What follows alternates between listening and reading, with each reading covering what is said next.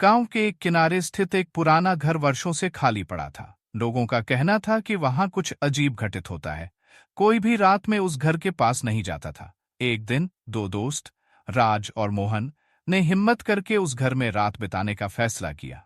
रात के अंधेरे में वे घर में दाखिल हुए। घर में सब कुछ धूल से ढका हुआ था और सन्नाटा ऐसा था जैसे हवा भी थम गई हो।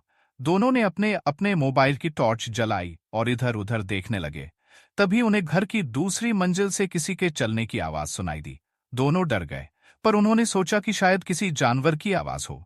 वे ऊपर की ओर बढ़ने लगे। सीढ़ियों पर कदम रखते ही उनके मोबाइल अचानक बंद हो गए। अंधेरे में अचानक से एक ठंडी हवा का झोंका महसूस हुआ और किसी ने फुसफुसा कर कहा, तुम यहाँ क्यों आए हो? राज और मोहन ने एक दूसरे का हाथ पकड़ लिया। उनका दिल तेजी से धड़कने लगा।